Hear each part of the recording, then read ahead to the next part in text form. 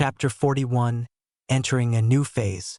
With the destruction of Lion's Den, a new chapter was opening for humans and hunters that had been playing a game of catch-up with constantly increasing dungeons. Magner and a few of the officials that watched the implosion of the dungeon firsthand were broadcasting what they were watching to someplace, and others were making phone calls. After Elizabeth had collected herself, I went to the center of the destroyed monolith and picked up another crystal that looked exactly the same as the one I already had, even to the unreadable mess of words. In the 27 successful times we dived in Lion's Den, we received many rank B items and skills, but there was no luck in anything rank A dropping. I was able to find another useful skill to add to my collection while busily running around that was called Critical Strike when active. Skills cast thereafter have a chance to deal double the damage. I didn't know the percentage chance of a critical strike occurring while this was active, but I was looking forward to seeing just how much I could continue to increase my damage output. I was going to look through the rest of the skills when we had some time later and choose the ones to exchange with the military. After completely destroying another rank B dungeon, there was only one more left in Star City. We went toward this last dungeon called Bullish Arena, where even more squads led by rank A hunters were repeatedly diving in. When we arrived, we were met with another empty space where a monolith used to stand. With hunters cheering in the clearing, my mind grew calm at this sight. It seemed like we were finally heading in the right direction. Things would get better from here. In an unknown location, a being Dr. Clad in black was overlooking multiple transparent screens that showed complex data. The being had a sharp horn protruding from the center of its head, giving its humanoid appearance an imposing look. It noticed a change on one of the screens that quickly grabbed its attention, making a motion to the underling sitting right behind the screen using a glistening 3-point tipped weapon. What happened there? The aide behind the screen shot to attention and replied. We began losing some of the major connections that were already established on Planet 90X in close succession. The sharp-horned being looked at the screen as his eyes flashed with a piercing light as he read the data on this target and asked the aide, "How many pieces do we have on standby?" There was a ruffling of some docked U.ments before a reply came. We currently have the optimum volume ready for the descent on the next planned target. A second passed as the sharp-horned man seemed to think, before a decisive command came out. Divert the entire volume towards Planet 90X. A shocked expression rose on the aide's face when it heard this, and asked to make sure. Sir, is that necessary? We will be extremely restricted in our actions towards that target should anything change in the future, and redirecting this much traffic would use a lot of essence. There was a momentary silence as the screens of data in the room fluctuated, before the commanding voice came out once again. It is abnormal to start losing connections at this stage, and in rapid succession at that, abnormalities have to be fully eliminated. I do not want any possibility of hope for those backward natives. Do it while also accelerating the release process. A serious nod came from the aide as they adjusted parameters and redirected the coordinates. Directions were soon passed down as pieces moved into their respective positions.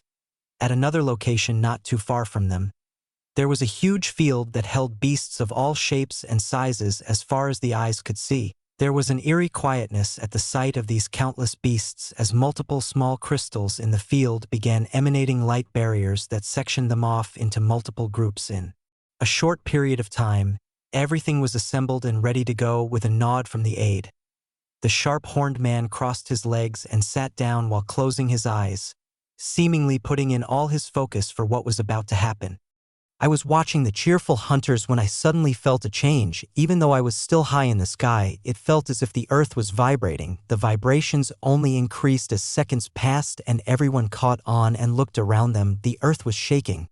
The air was shaking and a strange energy filled the surroundings. An old memory resurfaced in my mind as my face began to drain of all color. This was what happened a year ago. Extreme unease began settling in as I recalled what I felt back then and what I was feeling now. It felt much stronger. The faces of hunters soon turned into despair as they saw a familiar light cover the entirety of their sight, and explosions followed right after. Boom, boom, boom.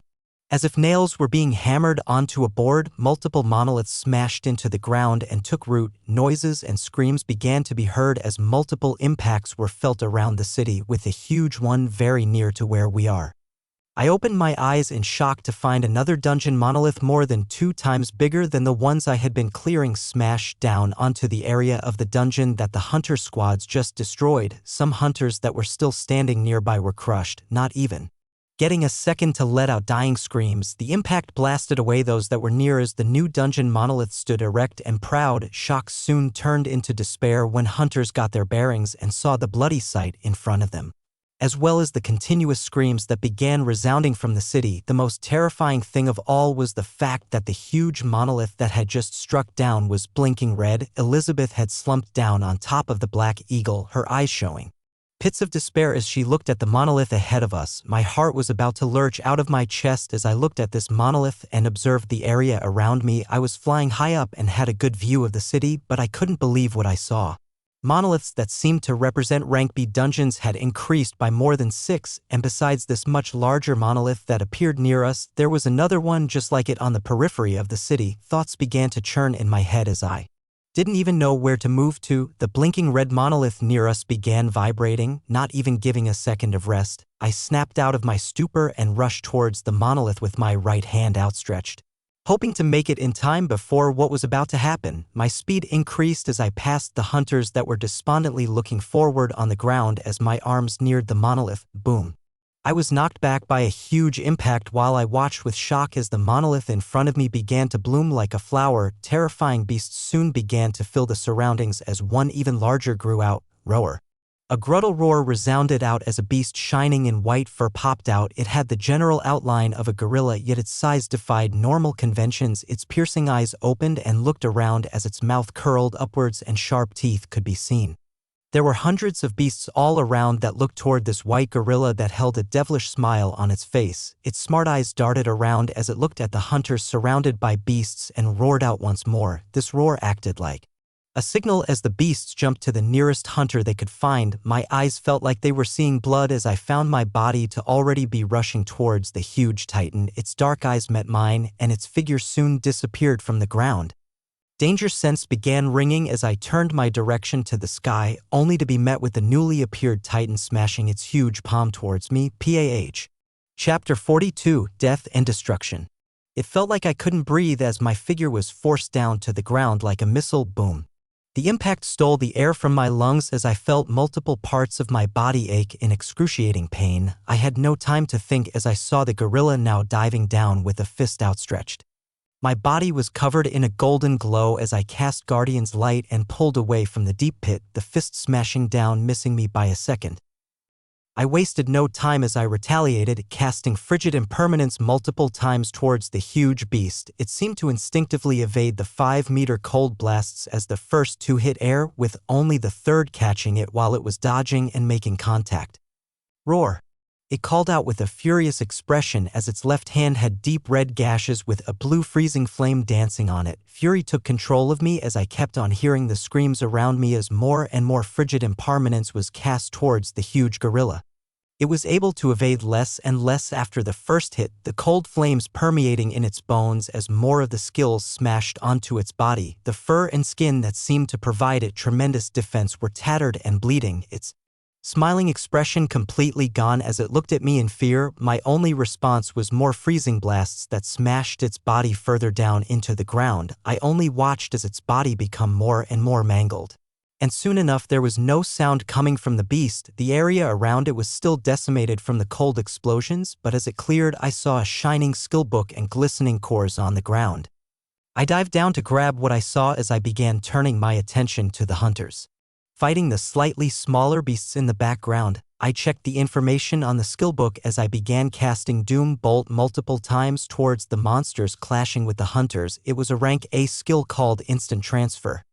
Move to any location you can see in an instant. It was a very straightforward skill that I learned right away while furiously flying across the skies and continuing to shoot down red lighting to any monsters I saw. I couldn't cast Frigid Impermanences. They would destroy the surrounding hunters too and could only strike down with the highest damage single target skill I held. Elizabeth was already on the move along with other rank A hunters that had been clearing the rank B dungeon.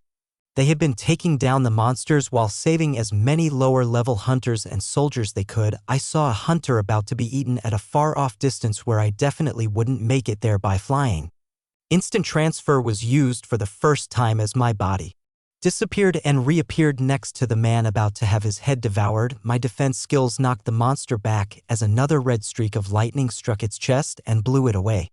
The hunter thanked me while roughly breathing, and I disappeared once more for another location, moving across the battlefield and taking down as many of the beasts as I could. There were mixtures of gorillas, apes, and orangutans that were 3 meters in size running around the field. Their numbers quickly dwindled as they were taken down by rank A hunters, with rank B hunters putting up a fight as well. The area was soon coming to a standstill as mostly hunters remained, many injured and dead as they looked around them in fear and anguish.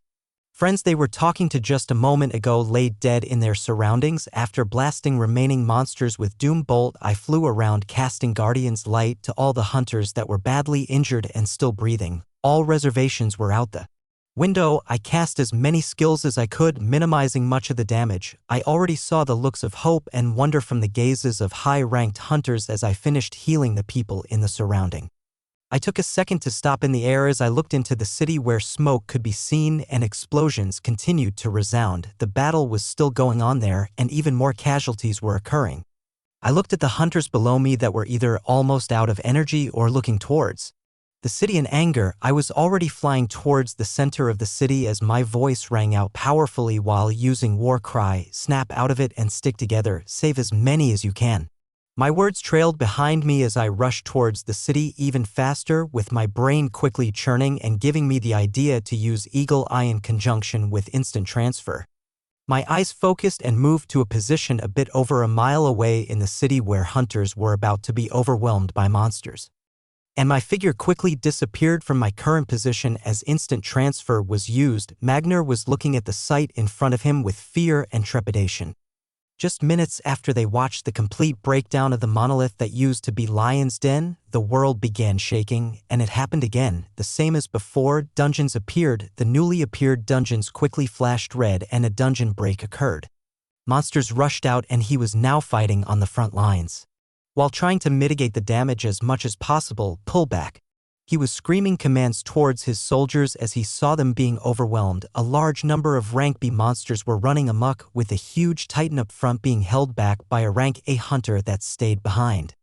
Apprehension continued to grow in his heart as he saw more and more soldiers fall. His own power wasn't enough to protect those he cared for. Screams continued to ring out as blood and gore followed from the claws or teeth of the beasts. His breathing got rougher as he felt the low energy that remained in his body. He spent the majority of his time in the office, never exerting himself this much before. He looked at the despondent faces of his soldiers that were pushed far back, trying their best to hold on. No. He wouldn't let it end like this, find a chance to break through. He screamed out another command as he moved to the front of the defense line and his body blazed in a colorful light. He absorbed the blows of 2 monsters as he grabbed a soldier and threw them to the back. He would save as many as he could with the strength he had left. Thunk. He then felt a deep impact as something heavy pierced the armor wrapping his chest and a metallic taste filled his lips. His soldier screamed and tried to move in, but could come no closer as his body was surrounded by monsters. The defense line pushed further back. Magner looked at the distorted face of the beast that had its arm in his chest as memories of a different time flashed through his mind. He felt his body slump onto the ground as the beast pulled out the hand piercing his chest and formed it into a fist before smashing down again. Memories and expectations of hope for the powerful hunter that had gone towards the other side of the city some time back were repeating in his head as his clear eyes began closing. The fist rushing down was abruptly stopped as golden swords, red lightning, and a golden light began descending from the skies. His eyes that were about to shut opened a bit more for the last time as he saw the hazy figure of a man materializing above them. Relief passed through him as he hoped this wasn't an illusion, and his eyes snapped shut. The lightning and swords struck down to meet the monsters and the light went towards him. The golden light began descending on his body, but his eyes stayed shut. A second, a third. A fourth light descended down, but his eyes remained closed. The destructive lightning and golden swords had reached their target on time, but the golden light did not. A frenzied howl rang out in the surrounding as more golden swords and lightning flew at the bounteous groups of monsters that still surrounded the hunters. Chapter 43, Dissolution. In the capital of the Blessed Empire, a fast-paced battle was taking place between a burly man holding a sharp spear and a large armadillo-like beast that moved at a speed not matching its body size. Around them lay shattered buildings and flames. With a huge mansion standing majestically in the background, beasts of all shapes and sizes were abundant in the surroundings as they fought with hunters to their last breath. The ferocity of the fights around the burly hunter and armadillo was at another level. The sharp spear in the man's hand shone a white light as it expanded to 5 meters and struck down on the hard armor of the beast. Crack! A horrid sound was heard as the hard shell broke and meat flew out. The attacks weren't over as the man rose up before bringing his shining spear down once more, nailing the armadillo to the ground. An instant later, an exquisite battle armor along with cores appeared beside the huge beast. The man bent down and grabbed the battle armor, fitting it on his body as if it were meant for him. He stood proud with an impassive expression as he looked at the battles happening around him. The grand building behind him had been protected, and would stay that way until his last breath. There were too many important people bunkered down in that place. His figure vibrated as the muscles wrapping all over his body like steel cables constricted. Only a flash could be seen as he moved and cut down any monsters that neared. He was the most famous hunter known around the world. He was Steel Mikhail, in one of the allied countries of the United Federation. A man with glistening dark hair had his katana stabbed into the skull of a beast. All around him was a bloody mess of bodies and bones. The hunters that survived the dungeon breaks were looking at this man fearfully as he yawned and pulled the katana up. He looked to the distance and saw another titan that was rampaging. A dark light shone from his body as he suddenly began to grow larger, until reaching 5 meters in height. He pushed on the ground with a disinterested expression as he flew towards the titan with the katana in hand. His large figure was wrapped in the dark light as it streaked across the sky. This was the most powerful rank a hunter in all the countries of the United Federation, the dark sword, Kazuhiko.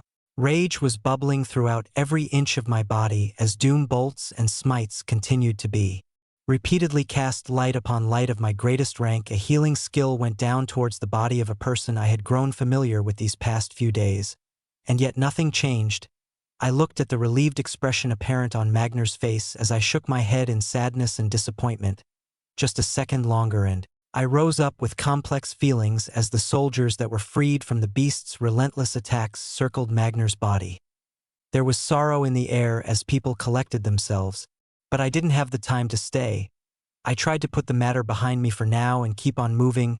Even seconds were precious, and I couldn't waste them wallowing. There were many more scenes in the city repeating just like this. My body disappeared from this location, and I continued scouring throughout the city, helping other hunters that were about to be overwhelmed and saving as many normal humans as I could. With the advent of explosions and destruction, most people had stayed in there. Buildings or gone underground to fearfully hide, hoping all the monsters would be gone when they came out. Some were lucky. Others were killed as buildings collapsed from the beasts, because many of the monoliths that appeared and had dungeon breaks were rank B.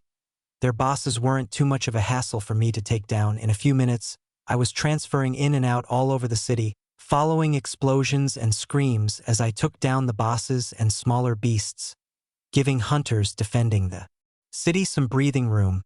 All they saw was a figure flash by, red lightning and golden swords descending, as well as a golden light that healed those badly injured. A moment later that figure was gone. This process carried on for another half an hour, with hunters more effectively working together to move people away from the battlefield while protecting themselves from beasts. With a majority of the rank B bosses taken down, I rose high above the city to check what was happening and which areas needed the most support. On the south side of the city, the huge wall erected to protect it was broken down, and I could see droves of beasts rushing out, with a huge titan standing beside the path where the monsters were leaving from. Danger sense was letting me know that this beast was of the same caliber as the huge white gorilla. I defeated one, and I can definitely defeat another. My mind was still blazing with anger as I continued to use instant transfer with eagle eyes and moved closer and closer to where the monsters were leaving the city. Sharp eyes seemed to have noticed me as the titan looked up, and their body grew to become even larger. It had the shape of something that had long gone extinct and could only be learned about in history. It had large, strong legs and tiny arms that were still multiple times bigger than me while boasting a gargantuan head that held rows of sharp teeth. It seemed to resemble very closely the archaic Tyrannosaurus rex. An intelligent light flashed through its eyes as its large legs acted like a spring, pushing it off the ground and its open jaws nearing me in an instant. Instant transfer was quickly cast as I escaped before the jaws could snap down. I reappeared where its body used to be as I began spamming frigid impermanence. The large body wasn't able to dodge in the air, and 2 blasts hit it before it reached the ground. ROAR. It moved at extreme speeds as it ignored the freezing flames on its body and zigzagged towards me, evading the skills as if it knew where they would land before they were cast. The moment it neared me again, I disappeared into the sky. Its terrifying teeth biting nothing but air, it let out another frustrated roar as it didn't jump this time around, its large jaws opening as a red light began to condense and palpitate in the center of its mouth. Oh, FUCKU. I didn't let it complete its skill, as another cold blast smashed onto its face, interrupting whatever it was trying to do and causing a huge explosion. The beasts that continued to leave through the broken wall in the city were not looking back, as if they were possessed or heeding a command. The huge Tyrannosaurus rex had its gigantic head mangled, a few of its teeth shattered on the ground. It would get no respite from me as doom bolts and frigid impermanence smashed onto its injured body. Each strike of red lighting left deep gashes, and each explosive cold blast left freezing flames with entire areas of its body missing. Its tremendous life force could not continue supporting it as it slumped down and was finally killed. Cores and another rank A skillbook dropped. The skill being Infernal Purge. Searing flames descend from the skies in an area of 5 meters. I learned the skill without a thought and looked to the monsters completely ignoring me and rushing out of the city. There was much less noise and explosions as hunters continued to bring order to the city with the deaths of the titans, the only beasts roaming free being stranglers left behind. I tested Infernal Purge for the first time towards the tens of monsters still rushing out the city. Dark red flames manifested in the skies and rushed down, melting anything they came in contact with. I didn't care who was commanding the monsters to leave the city, I would just kill as many as I could. Chapter 44, Reverence. I floated in the middle of the broken wall leading to the desolate barrens that the monsters continued to rush to. Infernal Purge and frigid impermanence continued to fall onto them. But not a single one turned around to face me as they escaped with all their might. Things began settling down until only 1 or 2 could be observed running here and there, with most of them already deep in the barrens. I couldn't leave the city now as I didn't know what else would occur, and there were still rank B dungeons that were red and nearing another dungeon break. Movements could be heard behind me as hunters began appearing, the first one being Elizabeth. She stood on her injured eagle that was licking the wounds all over its body as she looked at me with a complicated expression. Elizabeth approached from behind as she said, "The city is gradually being stabilized, with some teams already clearing the dungeons in the high-risk category that haven't had a dungeon break." She was looking at me differently and speaking in a much more reserved tone than usual. I nodded as she continued, "We're trying to get in contact with other cities of the Empire, but we don't have an estimate of deaths and which cities are still standing." She held back the pain as she said this, and I thought about her new tone towards me and the looks I had been receiving. Ever since I had begun moving around the city destroying the monsters relentlessly, people began looking at me differently. This was even more so for the rank A hunters and higher-ups that saw my power firsthand when I handled the Titan and its minions from the rank A dungeon break. I took the change with a calm mind as there were too many things to think about for me to worry about what other people were thinking.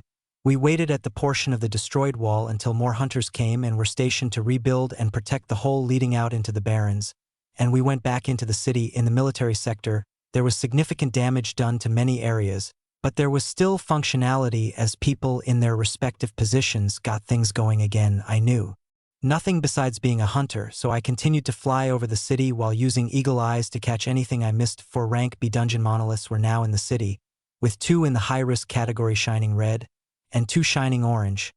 There were already teams set up and clearing the 2 that were high risk, but they were still red. I thought for a bit and chose to quickly clear them a few times so that another dungeon break doesn't occur if the clear rate was too slow. In the next 2 hours, I dived into each of the 2 high-risk category dungeons 3 times before their color changed to light orange, gaining more cores and skills.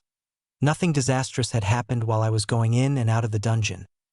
Once there were no dungeons that would have any immediate dungeon breaks.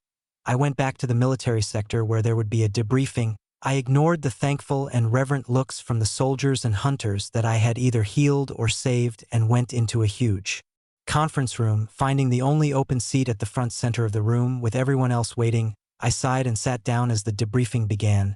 The discussion was somber this time around. We had lost much of the connections with surrounding cities and were not able to get in touch even with Blessed City. The consensus was that this occurred throughout the world, and we didn't know the extent of the damage yet, but one thing was clear. There were now many more monsters roaming the desolate barrens. It would be much more dangerous to pass through from one city to another, with not much hope for the people stationed on guard posts along the roads leading to and from the cities. The next step was what we would do from here. When we got to this point, the room quieted and many people turned in my direction.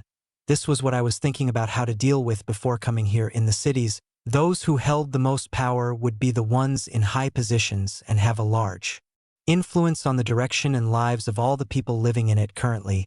They had seen with their own eyes that I was the strongest, and by a large gap at that, so more influence was pushed onto me. I knew my strengths and weaknesses though, and leading people was not something I was confident in. I thought for a bit and said, all I can do is hunt down the beasts, so I will rely on the help and ideas from everyone else on matters I am not knowledgeable on. The hunters in the conference room nodded as they waited for my opinion about what we would do from now on. I continued. The first thing is information. We need to find out which cities are still with us, and which cities still need a helping hand that haven't already been overwhelmed. The officials in the room nodded as they began moving around busily. The issues after that were logistics about the city, its people, food and water, and many more things I didn't know or have an ounce of knowledge on that I left to the relevant departments to take care of. After the direction was decided and the officials began to act, I went towards the melancholic Elizabeth who was standing in the corner of the conference room. I looked at the sight of this person that I didn't know how to feel about and said, "Are you doing all right?" She looked at me and put a smile on her face as she replied, "Yeah, I just thought we were close to being done, but it looks like things are just beginning." I looked at the tired woman that seemed to be trying her best.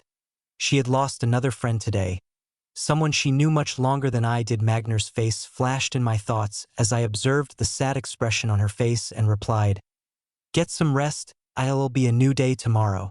She nodded her head as she looked around the room and went towards the living quarters.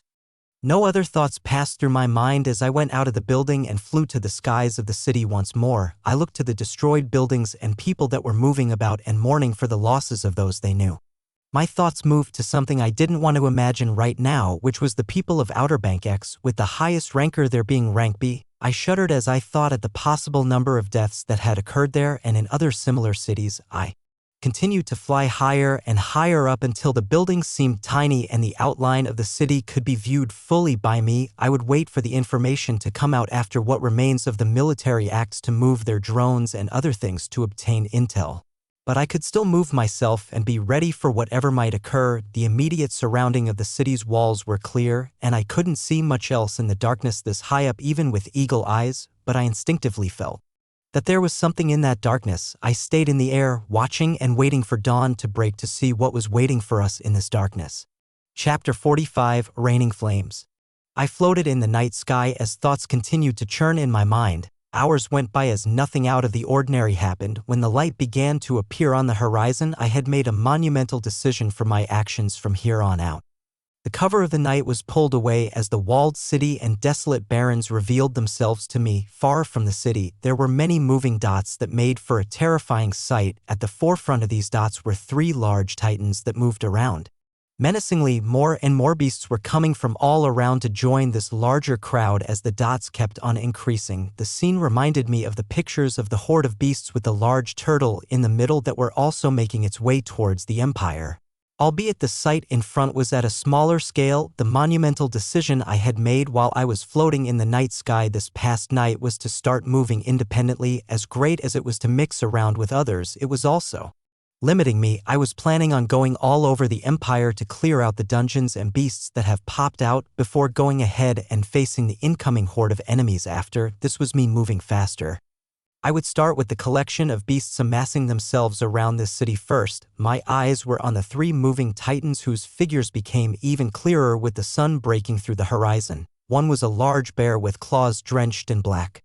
Another was an Arctic fox with white flowing fur, and the last was a white panda hoisting a sizable tree trunk on its back. I began acting while staying in the skies, starting off with multiple casts of infernal purge.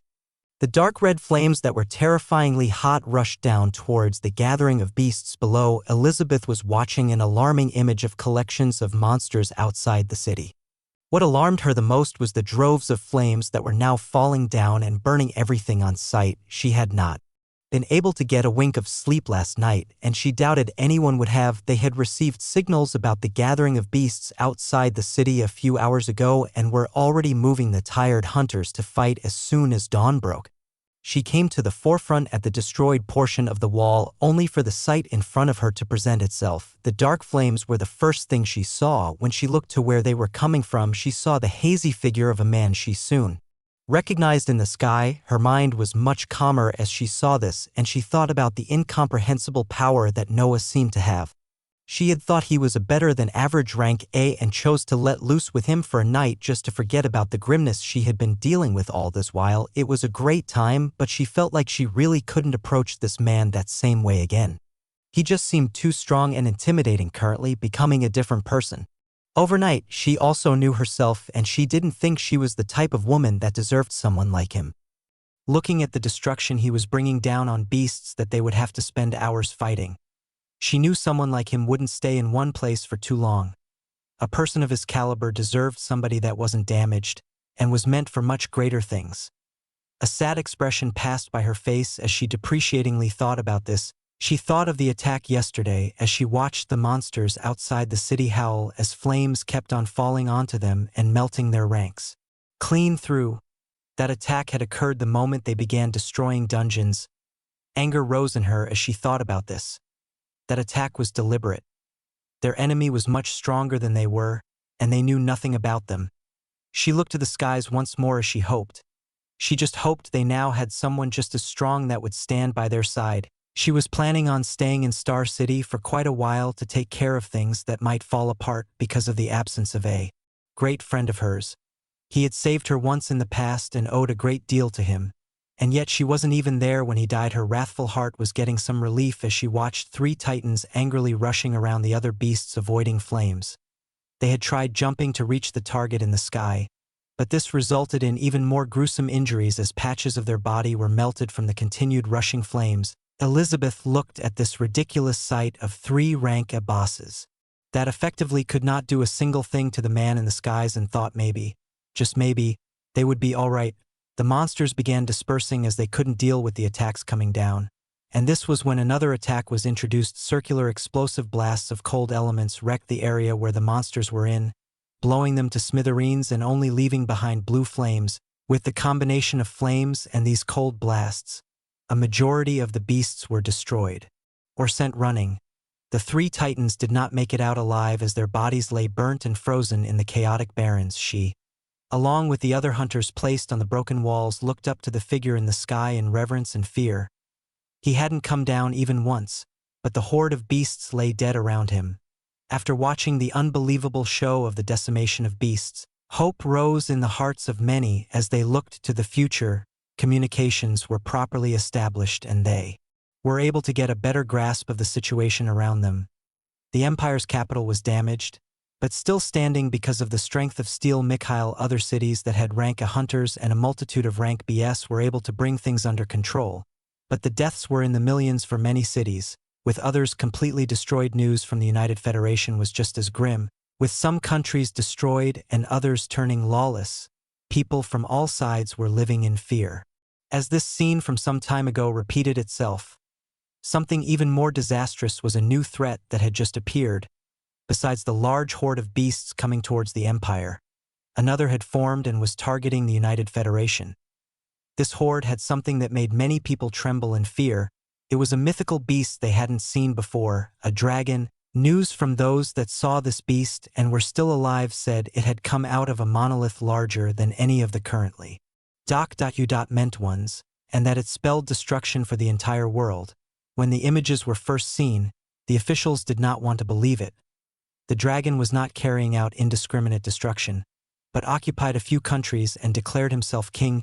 Any hunters that dared to defy him would be killed without question. Something even more startling was that this was the first beast that was able to communicate with the humans, making commands and reformations that they occupied. Countries had to follow. This threat was something they did not know how they could possibly deal with. Leaders were panicking with no options in sight as at this sudden development. Were their lands about to be taken over by foreign invaders? Amidst all of this, a new hero was rising above the destruction to bring a semblance of hope towards the people.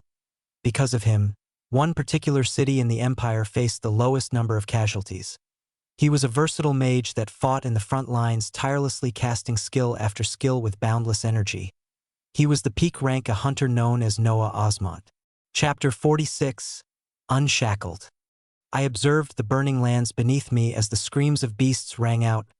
Whatever plans the three titans had to besiege the city were out of the window as every beast in their ranks fell.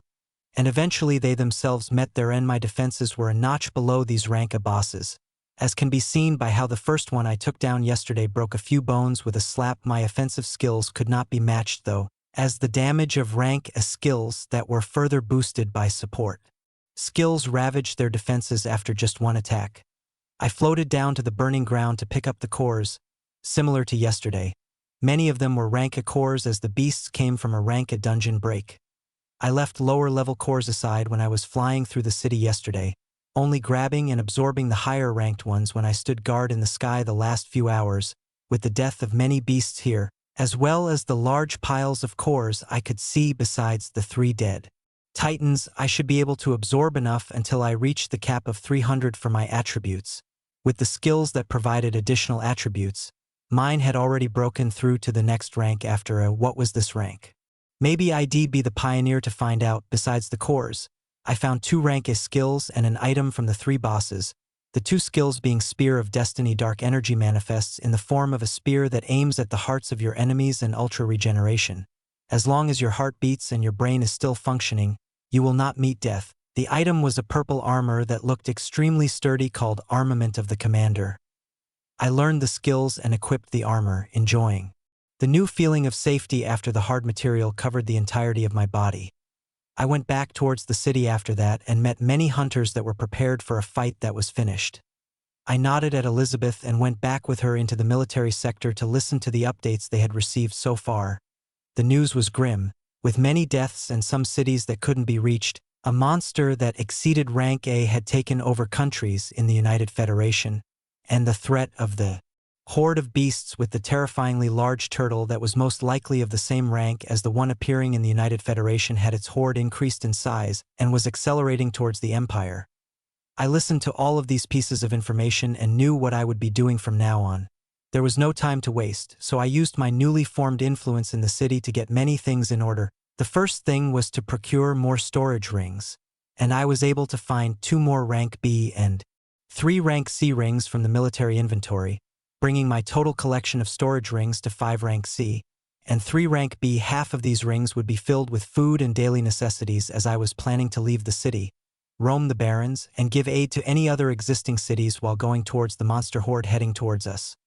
Specialized hunters from the Empire would be doing this within the next few days, but I would move out first.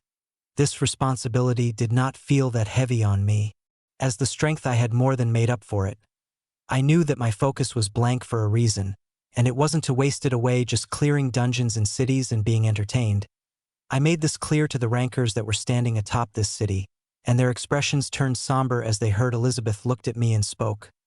We will reinforce and meet you at the outer perimeters of the Empire as things are being settled. The information shows that the horde will reach the outer perimeters in around a week. She spoke with conviction, looking straight into my eyes for the first time in a while. I nodded at her and moved along to secure other matters before I began moving. I knew the remaining hunters wouldn't sit still as their empire faced this enemy, but I also didn't want to see more deaths. They would make their own choices though, and I couldn't change that. They would focus on stabilizing the surrounding cities and making sure no more dungeon breaks occur. The consensus seemed to be that destroying dungeons completely was good, but it was to be regulated. They were horrific designs. That brought them much death and pain, but they also allowed for more people to grow stronger. When they were repeatedly cleared, some would be destroyed, while others that can be comfortably cleared would be left behind. It took an entire 3 hours after this until I was ready to leave. During that time I had chosen more rank B skills from the military inventory, and the ones that had dropped that I hadn't learned yet. The newly gained skills mostly augmented my damage and defense further. They were Greater Flame Penetration, Burning Soul, and Elementalist that respectively reduced the flame resistance of enemies, seared their core with flames, and caused more damage when using element-based skills. Hard Body, Diamond Skin, and Elemental Mirror all boosted my defenses even further, making my body seem out of this world with the colors and textures. If I had not been keeping active skills like Stealth and Shadow Veil that hid all the iridescent colors and effects, the remaining time was spent stuffing the storage rings with all sorts of meals that I had prepared, from the steaks I liked to non-perishable foods that could last me more than 2 weeks. After that was the somber military burial for the death of many soldiers and vice admirals across the city that put their lives on the line. One particular soldier being honored was Vice Admiral Magner, his death causing a large gap that would not be filled anytime soon. Once all of this was done and I was ready to go, I was met with a row of soldiers and hunters sending me off. I would meet them all again soon enough when they begin moving towards the beast horde, and didn't know who would be lucky to come out alive from that fight. Elizabeth stood at the forefront while I flew away, only telling me to be safe and wait for them before facing off against the enemy. I couldn't begin to understand what she was thinking, and I myself didn't have the luxury of getting emotionally sidetracked right now. Who knows, maybe after everything was over I would put in the time. I flew away from Star City and went towards the desolate barrens where monsters roamed free. Dungeons didn't only appear in cities, and they would be all over the land. The ones appearing outside of cities would have dungeon breaks and allow monsters to roam free. There were specialized hunter squads made to regularly hunt down monsters in the barrens before they made their way to the walled-off cities. I would be acting as a one-man squad this time, around and take down anything I come across. The ultimate goal at the end of this journey was the death and loot from the ridiculously huge turtle in the middle of hundreds of thousands of beasts. All I had with me were rank S skills that were boosted multiple times, with support skills being kept active at all times. Would they be enough to take down something a level higher? Chapter 47: A Terrible Beast. Hunters all over the Empire were bracing themselves for a fight that determined their future. A horde of beasts was on their way, and admirals scrambled to get their regiments in order after the latest attack that left many dead and injured. Enough hunters had to be moved to face the oncoming threat, while also leaving enough behind to clear the newly appeared dungeons around the cities. There were enemies all around, with not enough people on hand. Higher-ups of the Empire had slightly less despondent thoughts as intel regarding a particularly powerful hunter made its way to the top. The hunter had faced crowds of monsters that were about to besiege Star City and took them all down single-handedly. With the addition of top hunters like Steel Mikhail, they felt like they could still come out of this predicament in one piece. Commands were quickly given as pieces began being moved. They were tired and fearful, but they would not give in. They would fight until their last breath if they had to. Cities gradually became stabilized as hunters began moving to the periphery of the Empire to meet the coming enemy. The United Federation was in a dire state after the recent attacks. 3 of its countries had already fallen into the hands of a powerful black dragon that killed anyone that defied it. The terror of this dragon was just beginning as it began making movements. It had many underlings beneath it that looked like a mixture of humans and lizards, as well as smaller reptiles that looked similar to it but had no wings. The black dragon's first movement made many despair, as it commanded the human hunters that healed under its strength to form into a force that attacked the surrounding countries. It had many beasts under its command to use, but it was mostly using humans to fight other humans for its dominion. Scenes of hunters facing each other in battles had already started, causing a sense of defeat from any parties that came out alive in these battles. Both were fighting to defend the lives of the people in their countries, with one side trying to protect the millions that were already subjugated under the Black Dragon's forces. Any dissent from them could cause the death of millions of people. With just a word from the terrible beast, leaders in the Blessed Empire were observing this situation while providing support to the United Federation. For the first time in a while, resources were spread thin as hunters had to be sent towards an impending horde to the south, others to remain to protect the Empire itself, and some to be sent towards the United Federation.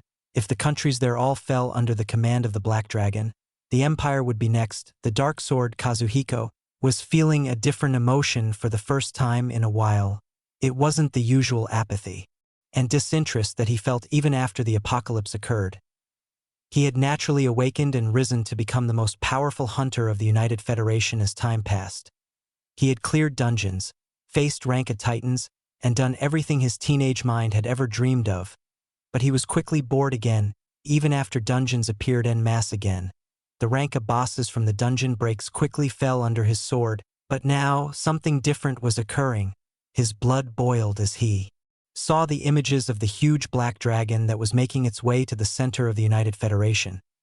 He felt like this huge beast would be a sufficient opponent for him, but he also knew his limitations. Even though he was a battle junkie, he still wanted to keep his life. The beast they were going against was a rank above his, with thousands of beasts surrounding it. This was why he was leading the hunters of the Federation that would be standing against the Black Dragon and his forces. He looked down on the humans that submitted to the beast's power. Where was their pride for them to stand down so easily? A man should fight to their last breath. Even if the entire team he was leading was to be overpowered, he would not submit under the rule of beasts. He didn't want that possibility though, as he wanted to live longer and fight many more grand battles, so he was waiting. He waited for the hunters around the nation to gather and band together.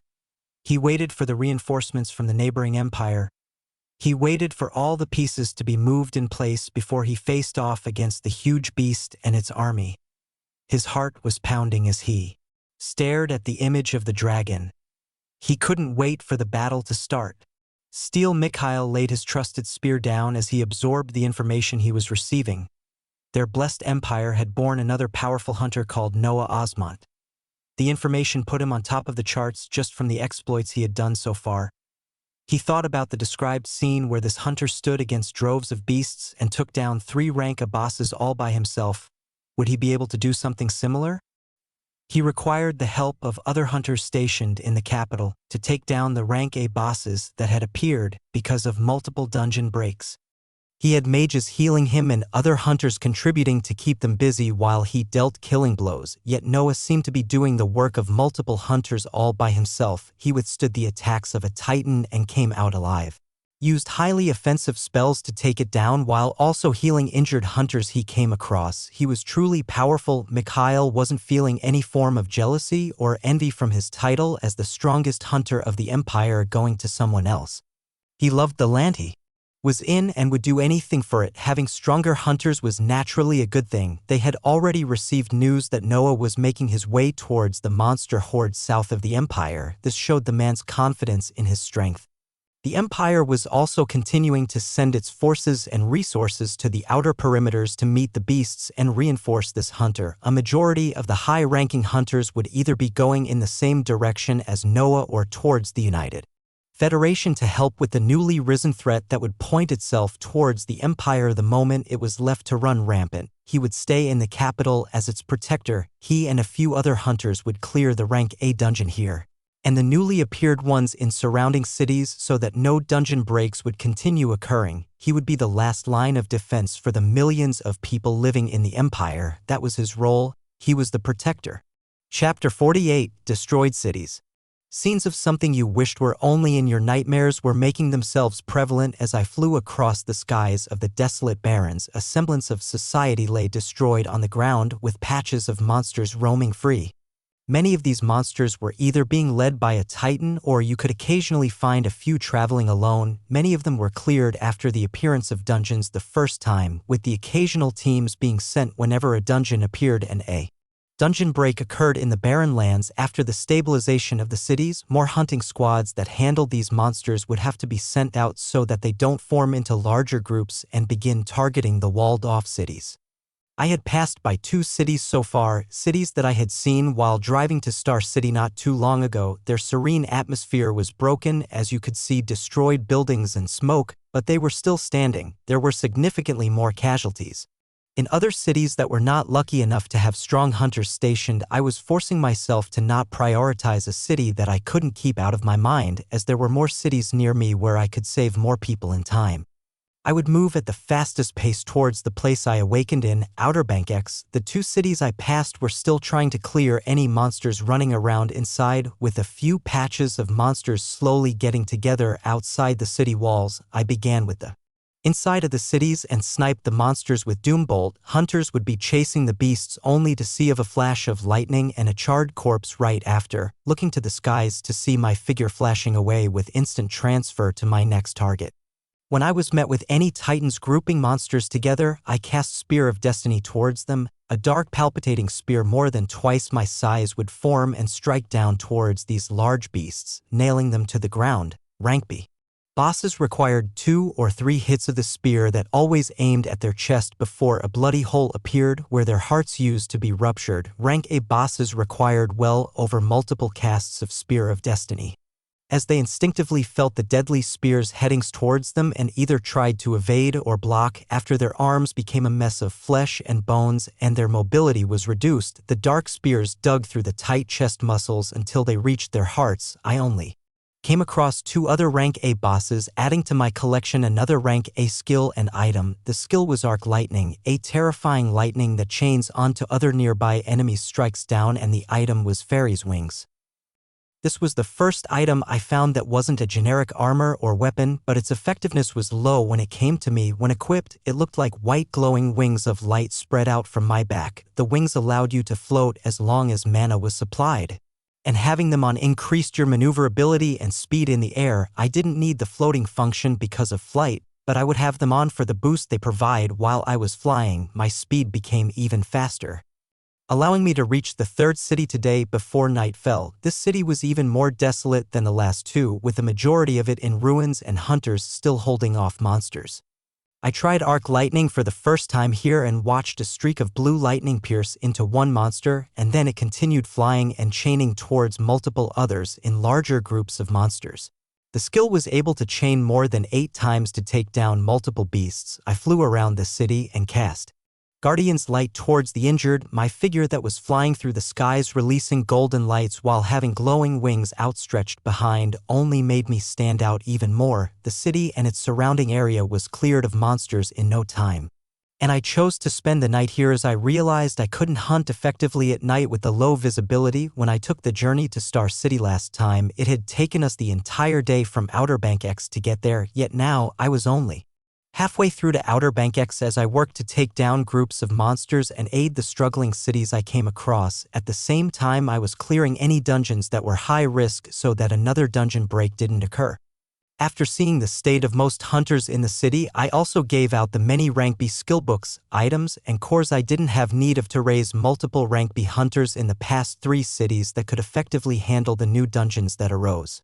I would reach Outer Bank X tomorrow, but my head was aching from what I might see when I get there. More than a day had passed since dungeons appeared en masse again. If a city was faced with strong monsters, its outcome would already be decided by now. I hoped for the best, but I prepared myself for the more than likely scenario of destruction that I might see tomorrow. I wanted to keep to myself tonight, so after flying around this 3rd city and healing any that were badly injured, I found a destroyed building to get into to sleep for the night. I went into a high-rise building that was badly damaged and found an enclosed room to stay in where I took out some of the food in my storage rings and finally ate something today while thinking about the future. Early in the morning when dawn broke, I rose from the destroyed building and continued my way towards Outer Bank X. There was a long distance with only the barrens to look at before I reached the next city. The CLU.S. Tours of monsters were becoming more frequent as I went further out of the Empire, leaving me with a heavy heart as more of my conjectures were turning out to be true. The groups of beasts in the barrens were only met with death as dark flames, explosive cold blasts, or chaining lightning decimated their ranks. I was releasing all of my anger onto them, but it seemed to be ever so increasing. I passed through another city that I recalled was right before Outer Bank X, and the sight did not bode well for what I would be seeing from now on. All around me was carnage, with beasts running rampant and very few survivors in sight. I looked at the city below me in anger and sadness as the bloody sight laid itself bare. Lightning rained down as it chained from beast to beast, destroying anything it came across. As my rage continued to build up, I was angry at the beasts, but I was also angry at myself and many others in the Empire. The most powerful hunters were stationed and concentrated in the cities, Further inland, it seemed only natural as they held higher-ranked dungeons and they were required to clear them. Even I left Outer Bank X to go to a core defense city that held higher-ranking dungeons. But this natural thing meant there were very few powerful hunters in the outer cities of the Empire. Nobody had ever expected dungeons to appear en masse again, but they did. With these cities having a few rank B hunters and many more lower-ranking ones, how could they handle it if a rank A dungeon appeared and a dungeon break occurred? Unless they were lucky enough for more powerful hunters to naturally awaken and take the lead in defending them, some cities faced complete destruction, similar to the first advent of the apocalypse.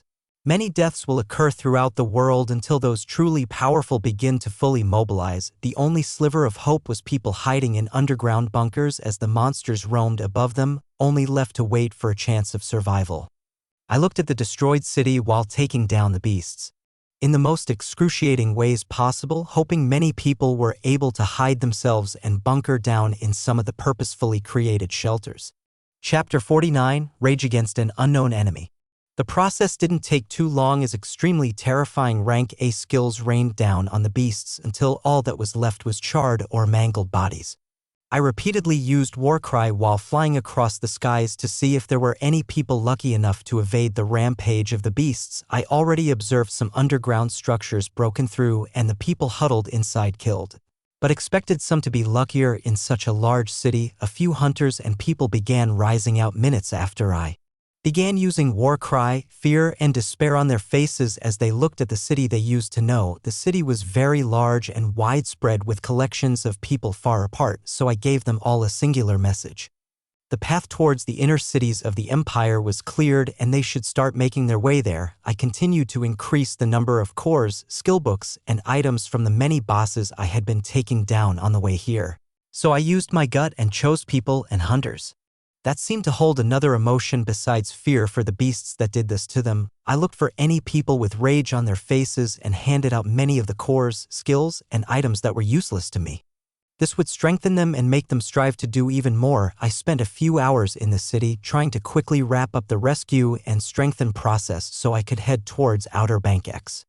I flew with apprehension towards the old city I used to live in as I knew I would be subjected to a similar scene. I reached the broken walls of Outer Bank X after another hour of killing groups of beasts roaming the barrens, and even though I was prepared for the scenes of destruction, I still felt a pain in my chest.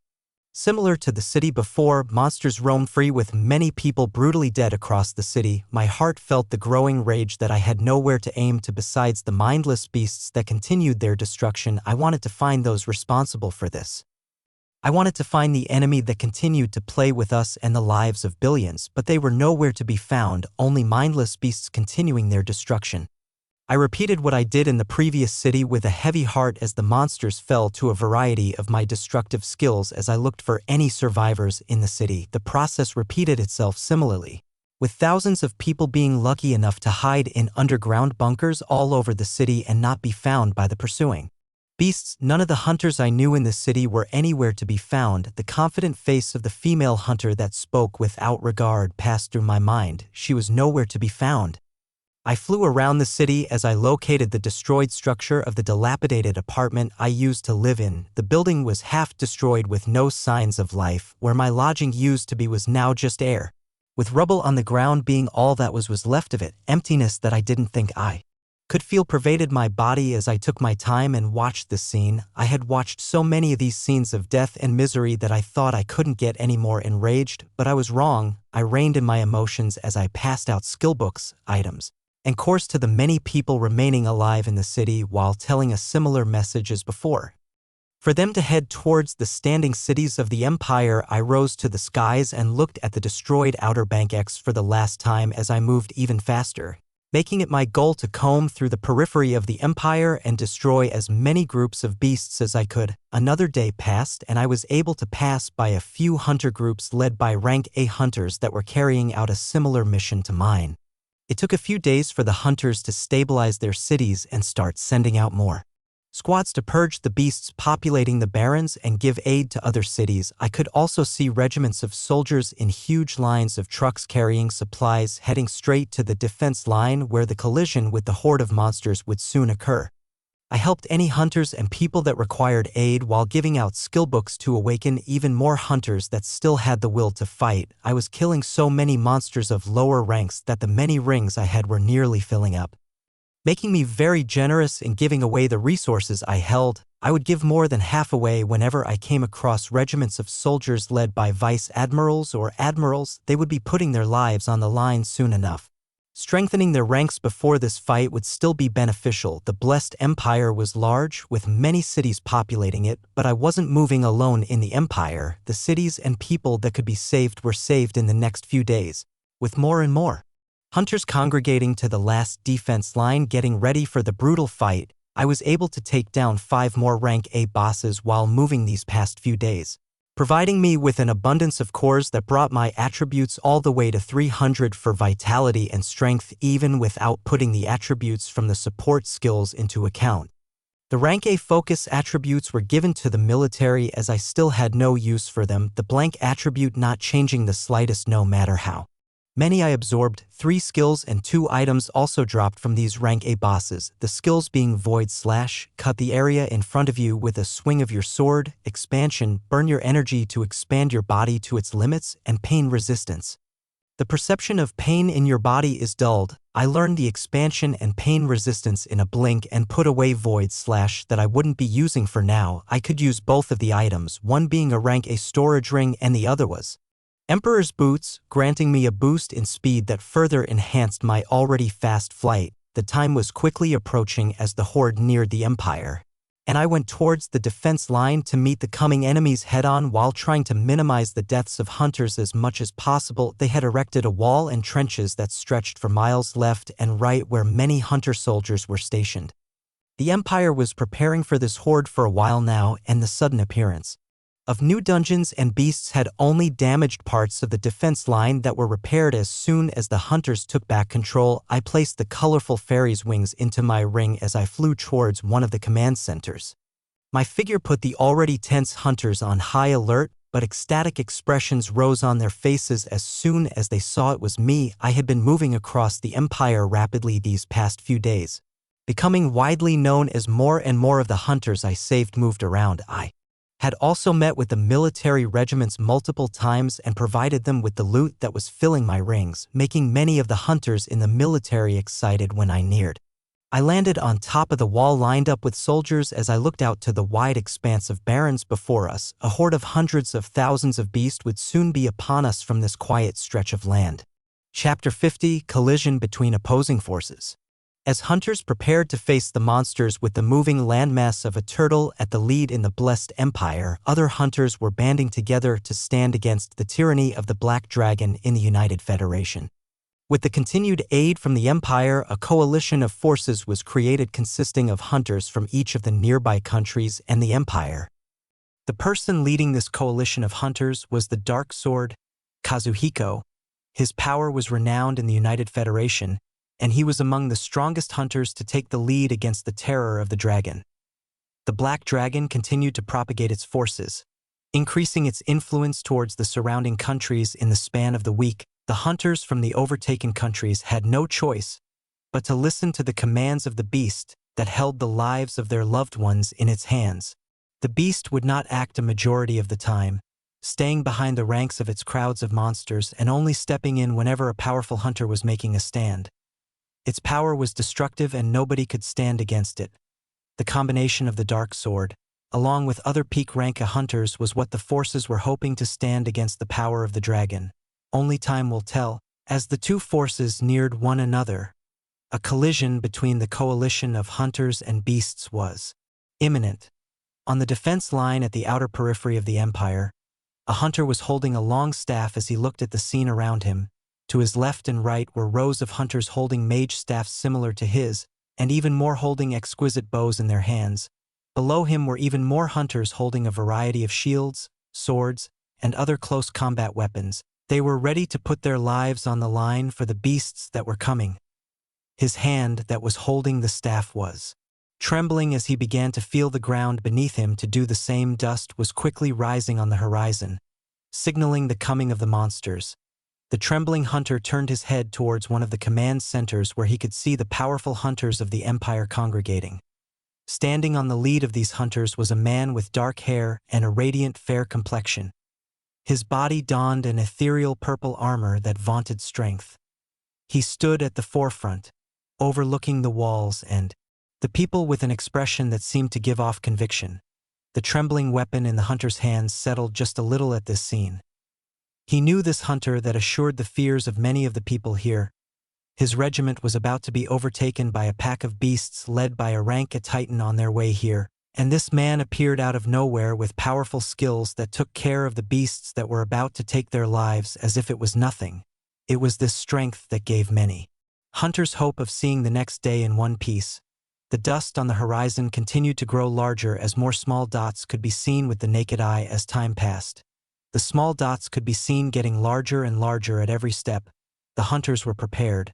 Those with long-ranged weapons and spells protected on top of the makeshift walls, with hunters hoisting large shields and broadswords moving forward to meet the incoming enemy. The horde of beasts was becoming clear in the eyes of the hunters as a conglomeration of all types of beasts became apparent, from apes to lions, all the way to extremely oversized poisonous toads. They were all rushing towards them with eyes filled with bloodlust. Their hearts became firm as they prepared to clash with the waves of monsters. Noah Osmont, the hunter that many people were placing their hopes on, rose in the air as the beasts neared. Other hunters with flying summons also filled the skies as a huge black eagle could be seen not too far away. A famous hunter was also seen with their signature white Pegasus, and even more hunters with bats or other winged beasts appeared. Skills were prepared as everybody felt their energy bubbling at full capacity. Much of the horde was now visible, and to the far back was a hideously misshapen turtle that had green pulsating spikes poking out of its hard shell. Its size seemed larger than 20 meters as it took world-shaking steps towards the crowd of humans in front of it, each of its steps shaking the land. Noah acted first as a cry rang out from him, invigorating the hunters all around and easing their fears. His hand rose to the skies as a long staff appeared pointing forward. Multiple 5-meter circles came to light in the air, dark red flames spurting out towards the incoming beasts as infernal purge was cast. The circles increased exponentially as time passed, making the skies above the beasts look hellish as the flames flew down towards them. Hunters saw this destructive power coming from their side and cheered, their spirits lifted as they prepared skills of their own. Boom, boom, boom. Chaos had begun as the flames reached down and burnt everything they touched. At the same time, blue streaks of lightning were shooting down, traveling through ranks of monsters as if they were connected by a rope. Arc lightning was also being continuously cast towards the coming beasts as they began falling in droves from the skills of just one hunter. Roar. A thundering sound was heard as the titan of a turtle spread its wide jaws open, and a green pillar of energy shot out towards the hunter, causing such destruction. Zoom. The green pillar of energy hit the air as hunters scrambled to move aside, Noah's figure disappearing from where it was and appearing even closer to the horde of beasts as other skills were cast. Immense dark spears began to form around him as Spear of Destiny was also used when a drastic change occurred. An alarmed expression rose from Noah's face as people began to feel another source of power that wasn't coming from the turtle come to light. Something shot through the skies at extreme speeds towards the figure of Noah, smashing into him in less than a second. Boom. It felt like the skies had cracked as multiple defense skills were destroyed. Noah's body was knocked quite a distance back as it came to stabilize in the air. A grisly wound was on his body as only a mass of wriggling flesh could be seen protruding from his right shoulder. His entire right arm was gone. A pained expression rose from him as multiple golden lights began to descend and ultra regeneration was cast multiple times. The beast that had appeared in front of Noah had a humanoid appearance, but with wings and a stinger that shone in a piercing light coming from its body. It seemed like a grotesque mixture of a humanoid mosquito as it raised its sharp stinger upwards in an unnatural manner and licked the blood and flesh coming off of it. It was only 2 meters in size, but its power felt no less than the turtle moving on the ground. Thank you for listening. Don't forget to subscribe and like. Also write your opinion in the comments.